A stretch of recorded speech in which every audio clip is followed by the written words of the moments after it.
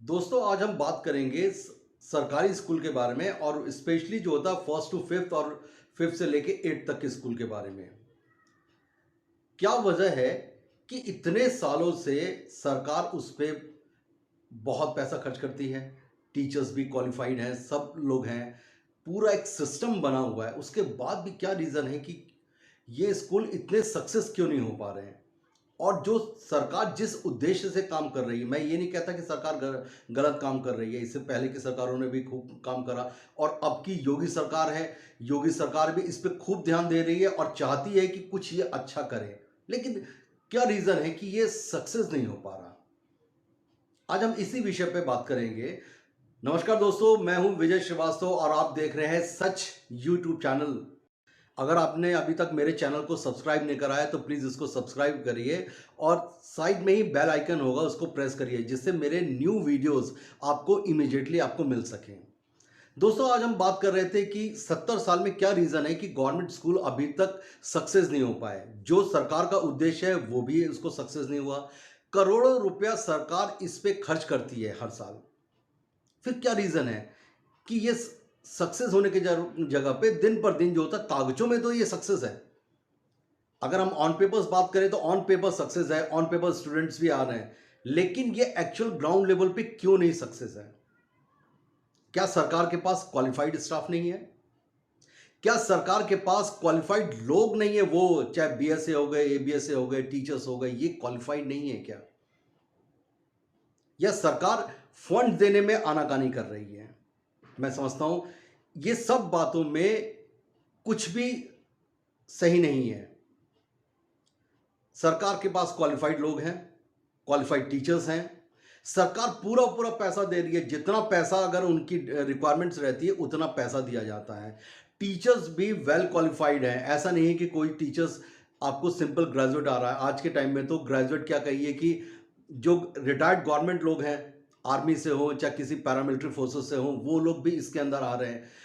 मैंने तो यहां तक देखा है कि कुछ पीएचडी करे हुए लोग हैं, वो भी इस टीचिंग स्टाफ में आ रहे हैं। तो फिर क्या रीज़न है कि हम जो उद्देश्य लेके हम चले थे उसमें सक्सेस नहीं हो पा रहे हैं। आज हम इसी पे बात करेंगे और ये सोच आपको पड़ेगा कि क्या रीज़न है या क्या हमारी गलतियां हैं जिसकी वजह से हम यहां पे इसको सक्सेस नहीं कर पा रहे हैं। मैंने कम से कम 600 से 700 स्कूल का एक सर्वे करा है और 9000 स्टाफ से बात करा है। ये मैं 1.5 साल से 2 साल का अपना एक असेसमेंट बता रहा हूं, जो मेरा सर्वे रिपोर्ट है 2 साल का। आप खुद सोचिएगा कि 2 इयर्स पे मैंने कंटिन्यूस इस पे वर्किंग करा है और इस पे बात करा है लोगों से और ये रीज़न देखते रहा कि क्या रीज़न है कि क्यों इतना होने के बावजूद ये सक्सेस नहीं हो पा रहा। सरकार, मुझे याद है कि मैं 2 साल 3 साल पहले किसी स्कूल में जाता था तो एक कमरे वहाँ पे मेरे को देखने को मिलते थे या टीन शेड्स मिलता था देखने के लिए। आज मैं उसी स्कूल में जाता हूँ, उसी गवर्नमेंट स्कूल में जाता हूँ जिसके अंदर मुझे टाइल्स भी लगे मिलते हैं। एक मोदी जी का सपना था कि हर जगह पे टॉयलेट होना चाहिए। आज शायद कोई ऐसा स्कूल मेरे को नहीं दिखता जहाँ पे टॉयलेट ना बना हो। काफ़ी अच्छे-अच्छे टॉयलेट्स बने हैं, इंफ्रास्ट्रक्चर उन्होंने सुधार दिया है। बुक्स हो गए, फ्री की आपको बुक्स मिलती हैं, फ्री की आपको ड्रेसेस मिलती हैं, फ्री का खाना है, मिड डे मील है।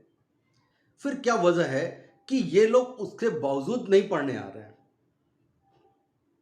टीचर्स तो पढ़ाना चाहते हैं और ये भी चाहते हैं कि सुबह से जाएं वो शाम को आए। जो कम से कम अगर स्टूडेंट्स अगर होते हैं तो पढ़ाने में उनका भी मन लगा रहता है और वो भी अपडेट होते हैं। लेकिन ये बच्चे खुद भी नहीं जाते। मैंने तो यहां तक देखा है कि काफ़ी ऐसे टीचर्स हैं जो बच्चों के घर में जाते हैं और कहते हैं कि आप अपने बच्चों को भेजिए। उसके बावजूद वो कह देते हैं हाँ हाँ ठीक है मैं उसको भेजूंगा, लेकिन नेक्स्ट डे होने पे वो बच्चा स्कूल में नहीं आता है। ऐसे ही मैं एक बार बरेली के एक स्कूल में जा रहा था और वहां पे मैंने देखा, मेरे को स्कूल यूनिफॉर्म पहना हुआ गवर्नमेंट स्कूल था और वो खेती कर रहा था। मैं वहाँ पे गया, मैंने कहा बेटा ये स्कूल यूनिफॉर्म आपको स्कूल के लिए मिला हुआ है, आप इसको खेती कर रही हैं पहन के, क्या आपके पास कपड़े नहीं हैं? कह रहे नहीं नहीं अंकल मेरे पास बहुत कपड़े हैं, लेकिन मैंने पहन लिया क्योंकि मेरे को नया नया कपड़ा मिला था। उसके पेरेंट्स भी वहीं पे थे। मैंने उनसे कहा कि आप अपने बच्चे को, या लड़की है लड़का है, इसको क्यों नहीं स्कूल भेजते हैं, दोनों बच्चे हैं आपके। तो कह रहे हैं कि अगर मैं इसको भेज दूंगा तो खेती कौन करेगा, और इस समय तो कटाई का टाइम है। आपको रूट देखना पड़ेगा कि रूट क्या है, क्या वजह है कि इतना पैसा लगाने के बाद भी आप सक्सेस नहीं हो पा रहे हैं। रूट देखिए, रूट कॉज देखिए। मैंने कहा अच्छी बात, कहते हैं कि अगर बच्चा, अगर आपका 2 है तो कह रहे हैं हाँ, जितना बच्चा होगा उतना फ़ायदा होगा, कम से कम खेती बाड़ी तो हो जाएगी। शहर से कुछ सामान भी लाना होता है तो वो भी ये बच्चे ले आते हैं। तो मैंने कहा फिर स्कूल कौन जाता है? तो कह रहे स्कूल तो ये है कि हफ्ते में 1 दिन चले गए या महीने में 1-2 बार चले गई, बाकी कटाई के टाइम तो बिल्कुल नहीं जाते बच्चे। ये मैं एक आदमी का नहीं, ये नॉर्मल लोगों की बता रहा हूं टेंडेंसी, कि यही सोच है। अब मुझे बताइए कि बच्चा गलत है या पेरेंट्स गलत है?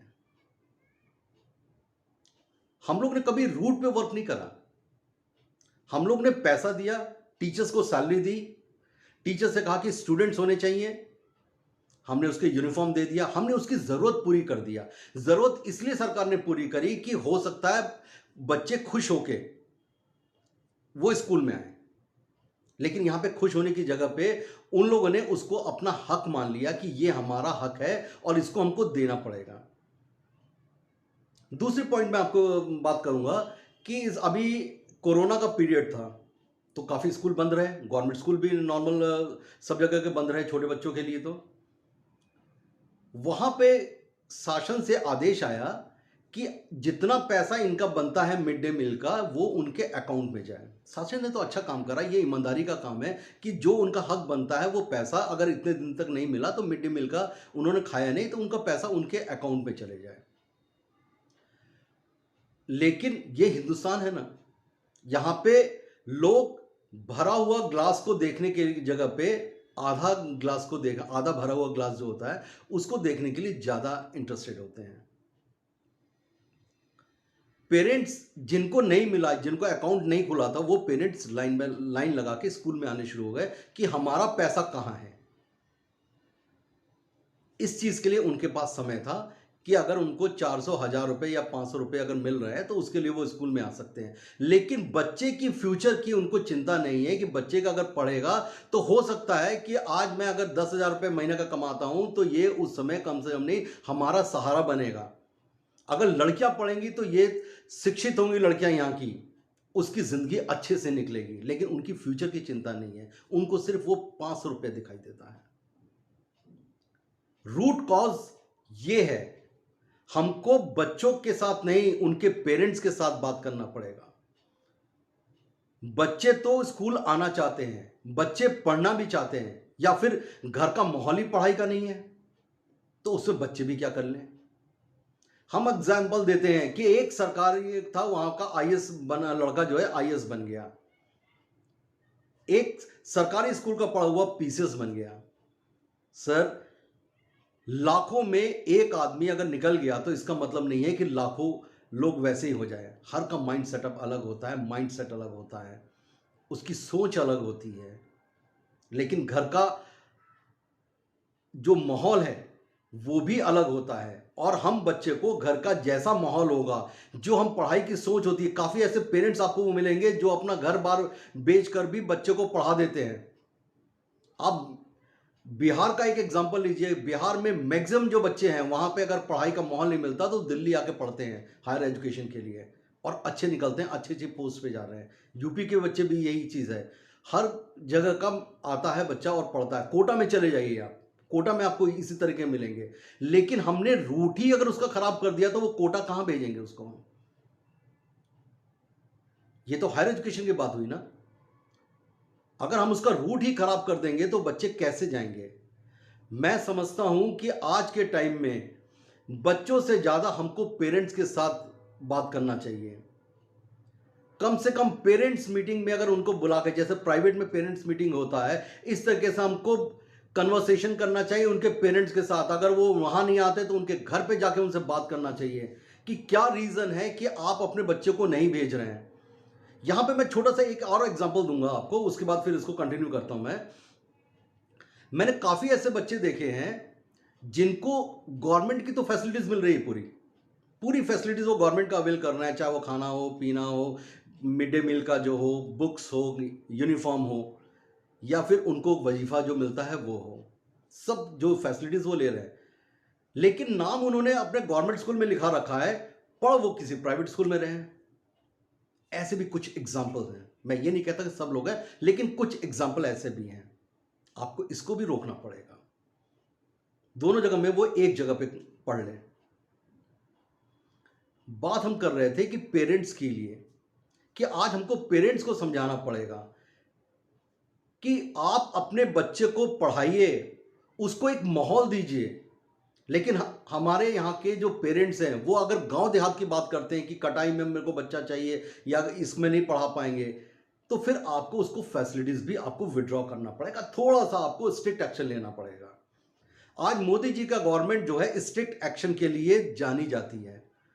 अगर उनको कोई चीज़ पसंद नहीं आया या स्ट्रिक्ट एक्शन लेना पड़ा तो उन्होंने लिया, उसको समाज के लिए लिया, सोसाइटी के लिए लिया कि ये उनके लिए ज़रूरत है।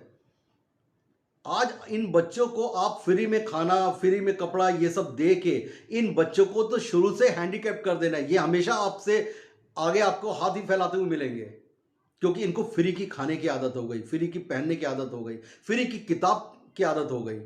अगर आप इसको मेरिट बेसिस पे अगर आपको इसको करते हैं, कुछ तो आपको एक्शन लेना पड़ेगा। गवर्नमेंट, सरकार अपना पूरा काम कर रही है, मेहनत भी पूरा कर रही है, पैसा भी पूरा लगा रही है, उसके बावजूद अगर ये लोग नहीं सुधर रहे हैं तो कम से कम थोड़ा सा आपको आगे बढ़ना पड़ेगा। हमारे यहां पे एक और कमी है, हम इलेक्शन को देख के काम करते हैं।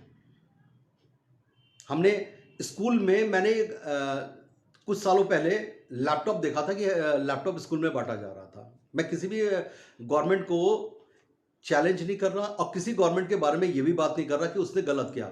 सोच उनकी अच्छी थी कि लैपटॉप देंगे तो ये बच्चे अच्छे पढ़ेंगे और इनको एडवांस टेक्नोलॉजी के बारे में नॉलेज होगा।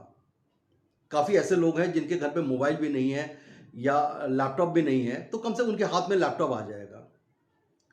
लैपटॉप दिया जाता है और 2 दिन बाद उसके 50% कॉस्टिंग पे वो मार्केट में या किसी और को बेच दिया जाता है। अब आप मुझे बताइए इसको क्या कहें। मैं इसको सरकार को दोषी नहीं दे रहा, लेकिन इसके लिए दोषी हम लोग हैं। हम ही लोगों ने सामान का गलत इस्तेमाल करा। अगर मान लीजिए कि कोई हमारी मदद भी करना चाहेगा तो भी नहीं मदद करेगा आगे से। लेकिन ये इंडियन पॉलिटिक्स है ना, यहां पे फ्री की चीज की पॉलिटिक्स होती है। किसी ने इलेक्ट्रिसिटी फ्री दे दिया तो किसी ने इतना कह दिया कि हम उससे ज्यादा उसको दे देंगे। किसी ने राशन फ्री कर दिया, किसी ने कुछ फ्री कर दिया। अगर राशन फ्री करा तो वो कोरोना का पीरियड था कि आपको राशन दिया जाता है। किसी ने गैस सिलेंडर आपको फ्री दिया तो गैस सिलेंडर का ये था कि आपको सिलेंडर दिया जाता है कि नेक्स्ट टाइम आप इसको भरवा लीजिए, लेकिन वो वेट करता है कि नेक्स्ट टाइम भी सरकार ही भरा के देगी, वो खुद नहीं भराना चाहेगा। वो 1 सिलेंडर 2 सिलेंडर लेके रख लेगा। हो सकता है कि कुछ दिन बाद वही सिलेंडर वो भी किसी और को बेच दे कि लीजिए आप सिलेंडर ले लीजिए, मेरे को नहीं चाहिए। ऐसे भी उदाहरण है। लेकिन बात हम बच्चों की कर रहे हैं। ये बच्चे हमारे देश का भविष्य है, लेकिन हम इसका भविष्य खराब कर रहे हैं और इसका भविष्य खराब करने में सबसे बड़ा हाथ हम पेरेंट्स का है। तो जो बात करिए, जो अगर आपको मेहनत करना है तो इनके पेरेंट्स पे करिए।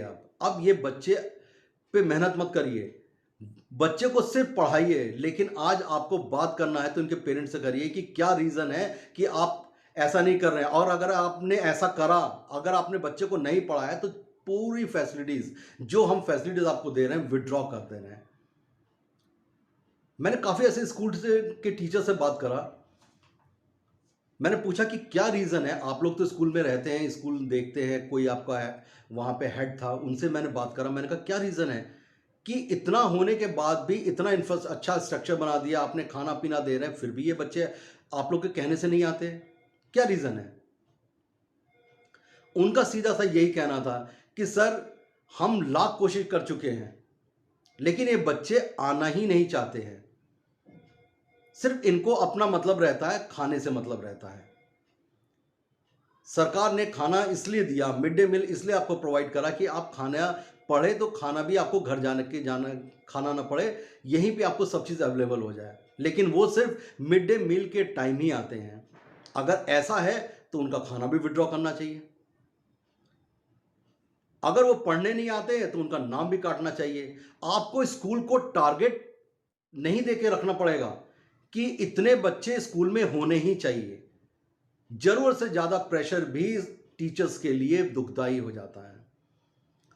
मैं काफी टाइम से देख रहा हूं कि आए दिन जो होता है, टीचर्स जो होते हैं स्कूल का इंस्पेक्शन कर रहे हैं। कोई कहीं का इंस्पेक्शन कर रहा है, कोई किसी स्कूल का इंस्पेक्शन कर रहा है। ये अच्छी बात है कि टीचर्स अलर्ट रहें, उनको पता चले कि कोई ना कोई आपका इंस्पेक्शन करने आ रहा है, तो आप पढ़ाएं, स्कूल के अंदर अवेलेबल रहें, छुट्टी पे ना रहें। लेकिन ग्राउंड लेवल पे भी हमको काम करना पड़ेगा। अगर हम इनके पेरेंट्स को नहीं समझा पाए तो ये मान के चलिए कि जितना पैसा है पहले भी बेकार जाता था, आज भी जाता रहेगा और आगे भी जाता रहेगा।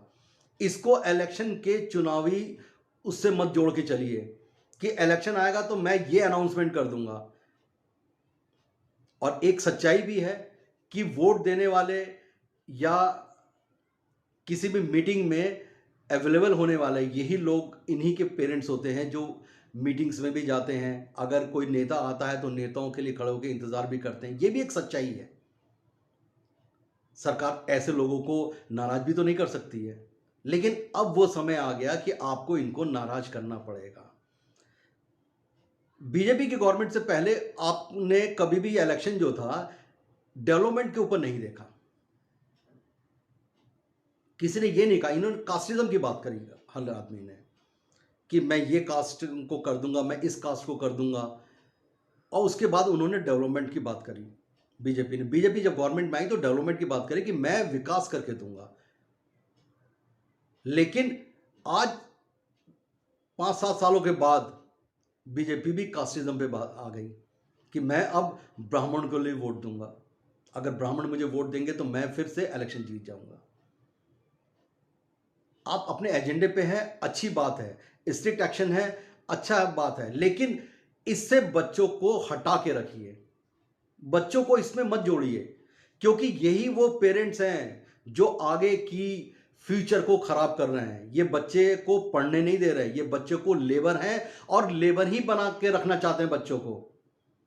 तो देश को आगे बढ़ाने के लिए थोड़ा सा एक्शन तो लेना पड़ेगा और इन टीचरों का आपको सपोर्ट करना पड़ेगा। यही टीचर्स जो होते हैं आपको नए अच्छे स्टूडेंट्स बना के आपको देंगे।